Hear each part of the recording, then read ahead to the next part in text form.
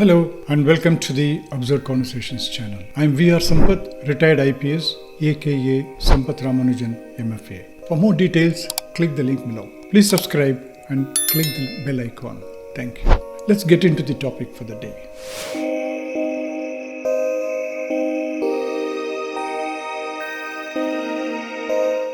Attention, knowledge, belief, action. In this episode, we'll see how attention is the only tool we have to know and experience life. The doctrines available to humankind are only points of view or darshanas. No one knew or knows for sure as to what's the purpose of or meaning of life. Philosophies are basically derived by individuals in the present or past based on these darshanas. Psychology is a derivative of one philosophy or another, or a combination of several. Every soul is on its own when it comes to unraveling the mystery of life. There are many doctrines and philosophies which demand attention. It's evident that attention is one important tool a human possesses. We say pay attention. Yes, attention is the currency we pay to get experience. Knowing is experiencing. It's so vital that many factors vie with each other to grab it. Just like products being sold by advertising. They all try to grab your eyeball for their profit. It's claimed it's for your benefit, whether it is sensual satisfaction or salvation. While attention outward brings sensations through senses, attention turned inward brings perceptions. Meditation is turning attention inward towards mind, thoughts, feelings, etc. Yoga is yoking or connecting the body and mind. It's clear that attention needs to distinguish between body, mind, and the world. A common error is to consider we are the body as well as the mind put together called I. This identification should be replaced with recognition of them as different tools for knowing. In addition to attention, another major demand is on your belief or faith. You need to believe it once you pay attention to it. The third aspect is to act on it once you pay attention and believe in it. The circle is complete. So, it's all about attention, knowledge, belief, and action. While belief comes from mind, action is body's domain. Attention doesn't come from body or mind. It comes from self. So, the outcome of knowing and experiencing goes direct to ourself, not to our body or mind.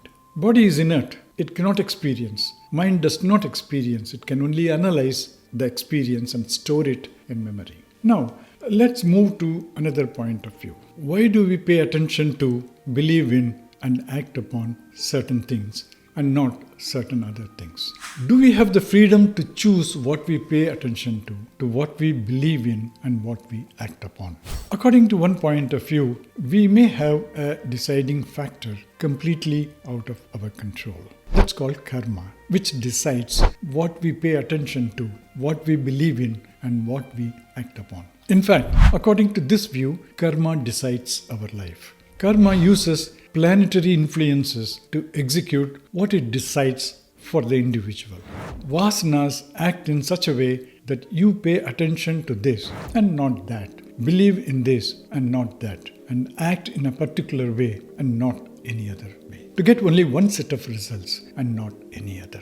Reincarnation theory is an offshoot of the theory of karma. If we believe in karma, then there is no further discussion. It's over. Our life is finished. It's the default course of action decided for you since you failed to take responsibility for your life. If we remove this karma factor, even temporarily, do we have the tools to decide precisely as to what we pay attention to, what we believe in, or how we act? All that we have are a body with its organs, senses, brain, and memory, and other work tools like hands and legs. A mind with thoughts and perceptions and a psychology to process what these factors rake up. Knowing might possess the power to replace or overturn karma. When we look around, we find the first and the foremost is the absolute necessity to stay alive. The senses may dictate that this should be done at any cost or by any means. The necessities of food, shelter, and care.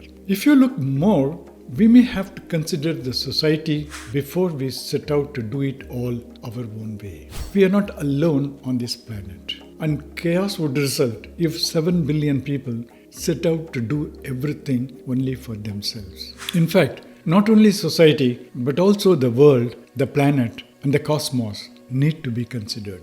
If we are observant enough, we may notice that we have a tendency to go beyond necessities to wants and excesses, overconsumption and waste, like power, money, sex, or possessions. Now we see clearly why the doctrines and darshanas came into existence in the first place. To enable us to live in this society harmoniously and without causing disturbances, so that we all stay alive and live our lives together. Also to provide a direction and purpose and meaning to our lives, what otherwise become pointless existence. What if, hypothetically speaking, we achieve the goal of making this world peaceful and contribute to the happiness of other individuals? What life would consist of then? What would be the meaning of life then? We may not agree that this is possible to achieve, though it's our common aim. Hence, does life mean only struggle for peace, truth, beauty, or happiness? After all, these are supposed to be our ultimate aim, and once achieved, there is nothing beyond. But religion says, wait a minute, this appears to be the point atheists are making. What about God? It's He who created this universe and the lives in it, including ours. And we have a responsibility towards Him. What is this responsibility towards Him? To respect and act according to His laws, and in the end, either attain to Him or reach our final destination, whatever that might mean. To celebrate Him and His attributes so He grants mukti or moksha. Who knows what these laws are and who interprets them for the rest of us? The darshanas and the priests. Here we have come a full circle trying to figure out what's going on. Let's recapitulate. Let's go back to our original question of attention, belief, and action. What's the purpose of attention in the first place? To know, to experience. Knowledge is the original action we are all equipped for, and experience is the outcome. Faith and action originate in thought after we have knowledge at our disposal. If we had faith before knowledge, then it will influence the way knowledge is gathered and interpreted and ultimately acted upon. But we may need knowledge to figure out how and where to train our attention. Hence, knowing and experiencing appear to be the primordial purposes of our existence. Knowing is the only action. The tools and rules of knowing are secondary. And all doctrines, philosophies, karma rules and regulations, society and its demands, nature and its role, science and religion, and whatever else you can think of, contribute to and result from knowing. The question is, what are you going to do with that knowledge or knowing or experience? We don't know. Or we may utilize our knowing for accumulating more matter. If we accept karma, one possible explanation is that we require knowledge to deal appropriately with our predispositions from birth called vasanas, or to break our conditioning and refuse to allow it to crystallize. But what is in our hands is to fine-tune this process of knowing to upgrade. To upgrade our knowing either through intuition, which is said to be the means of knowing internally and directly, or figure out from what is available by way of the vast storehouse of humanity's experiences for thousands of years. Intuition is unreliable and at best subjective. The experiences of the past humanity are responsible for thoughts to appear. It is the common pool of thoughts from which individual brains get them. One belief says there is only one life. Another promises an afterlife. The third one says if you do this, this and this, you are assured of a place in heaven, and if not, you go to hell. But the best religion is one which helps in knowledge and knowing, the primordial action for which we are equipped with attention. In other words, with the help of attention, create a religion of knowledge and knowing. If we take into consideration only this aim of life, we may take help from existing concepts which explain the process clearly. The concepts of darshanas such as dualism, non-dualism or qualified monism. Bhagavad Gita identifies three yogas, karma, jnana and bhakti, to know the ultimate truth or God. It suggests that bhakti yoga is the best way to attain the goal.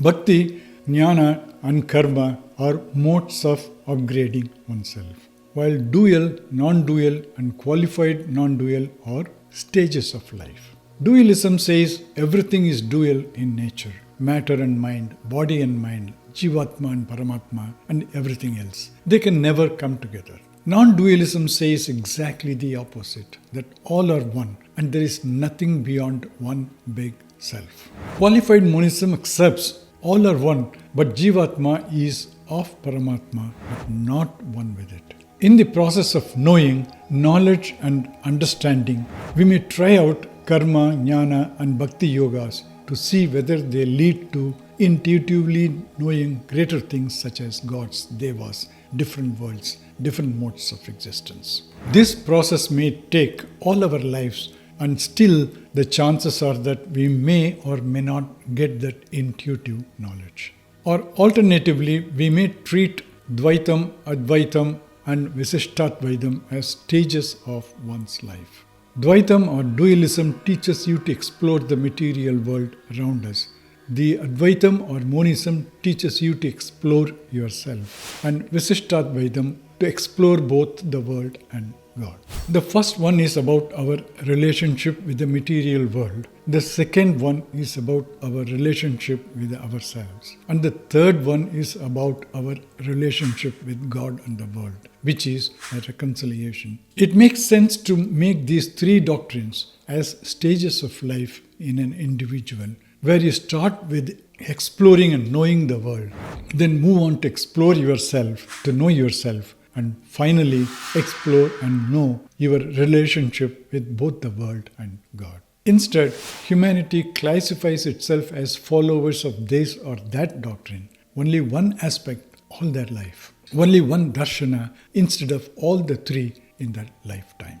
Religions have unique interpretations of these doctrines and attach rituals and priests to this mix. They ensure that these darshanas are not mixed so that they have their following intact. To upgrade oneself makes sense too. You have to become a human being of understanding, which is a finer grade of knowledge. To become a man of understanding, you need to work for long, thrive and experience all the three: matter, man and God, and their relationship with one another. To upgrade means sharpening the tools of knowing, attention, belief and action. Attention grows into concentration and ultimately into meditation. Thoughts lead to concepts and contemplation to belief. Willpower develops into concrete action. The problems of the world largely consist of treating maintenance of the tools of knowledge such as body, mind and attention as the end and not the means. To understand that these are only tools and their maintenance is not the ultimate aim of life is called consciousness. And consciousness is the ultimate aim of life, which is nothing but knowing and experiencing. To achieve this aim, we need to upgrade. What about changing times, changing values and concepts? Here come physics and metaphysics. Physics is concerned with matter and changes which occur in matter. Metaphysics is something which cannot be explained by physics and is changeless. Hence, the ultimate aim of knowing and experiencing could be to develop a perception for the beyond, the changeless and the eternal. You may call it God or consciousness, it doesn't matter. So, to graduate from the finite to the infinite, from change to changeless, and from known to the unknown, we need to upgrade ourselves. Eternal attention is the key. Thank you and catch you later.